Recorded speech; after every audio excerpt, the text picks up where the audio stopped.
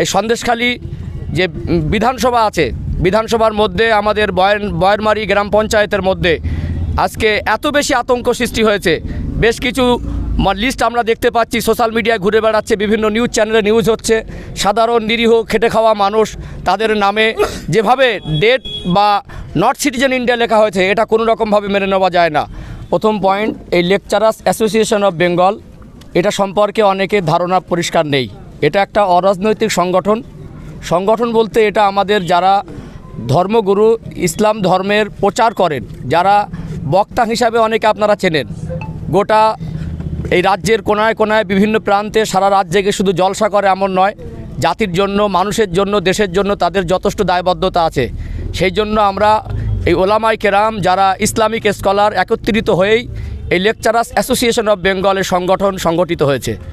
আমরা কোনো রাজনৈতিক সংগঠনের ধারে পাশেও যাই না, আমরা কোনো রাজনৈতিক প্ল্যাটফর্মের মানুষও নয়।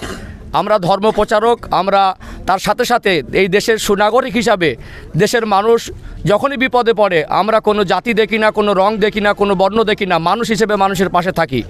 আজকে বর্তমান সময় যে চরম পরিস্থিতি গোটা বাংলার জমিনে হচ্ছে এসআইআরকে কেন্দ্র করে, আজকে আমরা ময়দানে ঝাঁপিয়ে পড়তে বাধ্য হয়েছি। বর্তমানে যেটা দেখতে পাচ্ছি আমাদের এই সন্দেশখালী যে বিধানসভা আছে, বিধানসভার মধ্যে আমাদের বয়ারমারি গ্রাম পঞ্চায়েতের মধ্যে আজকে এত বেশি আতঙ্ক সৃষ্টি হয়েছে। বেশ কিছু লিস্ট আমরা দেখতে পাচ্ছি সোশ্যাল মিডিয়ায় ঘুরে বেড়াচ্ছে, বিভিন্ন নিউজ চ্যানেলে নিউজ হচ্ছে।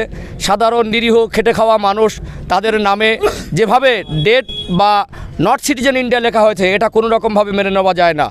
আজকে এটা তো শুধু এই গ্রামের মধ্যে সীমাবদ্ধ না, এটা আজকে বর্তমান সময় সব জায়গায় ছড়িয়ে পড়েছে, সব জায়গায় বিভিন্ন নিউজ চ্যানেলে নিউজ হচ্ছে। আমি আজকে ভাবতে মানে আমাদের আশ্চর্য লাগছে, আমাদের এই এলাকার যিনি এমএলএ আছেন এবং আমাদের নেজার ভিডিও আছেন, তাঁরা কি করছেন। সাধারণ মানুষ যেভাবে আতঙ্কিত, তাদের তো উচিত এটা কতটা ঠিক না বেঠিক একটা প্রেস মিডিয়ায় বার্তা দেওয়া, সাধারণ মানুষের খোঁজখবর নেওয়া। আজকে কত মানুষ অসুস্থ হয়ে পড়েছে, এর দায়টা কে নেবে? উচিত তো ছিল তারা সত্য না মিথ্যা, এর ভিতরে সত্যটা কি আছে, এটা কারা করছে, এটাকে তদন্ত করা। এগুলো আজকে আমাদের যারা, আমি প্রশাসনের নেজার থানার প্রশাসনের দৃষ্টি আকর্ষণ করতে চাই, সাথে সাথে নেজার ভিডিওর দৃষ্টি আকর্ষণ করতে চাই, আমাদের ডিএম দ্য ডিস্ট্রিক্ট ম্যাজিস্ট্রেটের দৃষ্টি আকর্ষণ করতে চাই।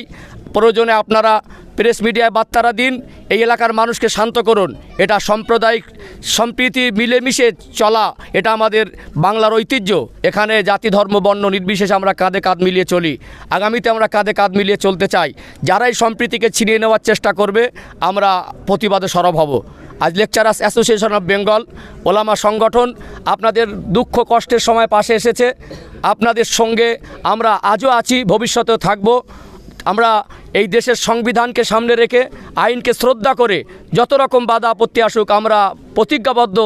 আমরা শুধু অপেক্ষা করছি 14 তারিখ পর্যন্ত। যদি একজন বৈধ নাগরিকের ভোটাধিকার ছিনিয়ে নেয়, তার জন্য যদি সুপ্রিম কোর্টে যেতে হয় আমরা যাব। ইতিপূর্বে ওয়াকফ আইনকে নিয়ে যেভাবে এই মুসলমানদের ওয়াকফের সম্পত্তি দখল করতে চেয়েছিল, ইতিহাস হয়ে আছে আমাদেরই সংগঠন। যারা আপনারা আলেমদেরকে শ্রদ্ধা করেন, ভক্তি করেন, আপনারা যারা আলেমদের মুখে রাতারাত সারাত বসে বসে জলসা শোনেন, আমরা সুপ্রিম কোর্ট পর্যন্ত গিয়ে আমরা সেখানে আমরা মামলা করেছি। আগামী দিন যদি সুপ্রিম কোর্টে যেতে হয় যাব, ময়দানে নামতে হয় নামব। আমরা মানুষের জন্য কাজ করছি আর আগামী দিন করব।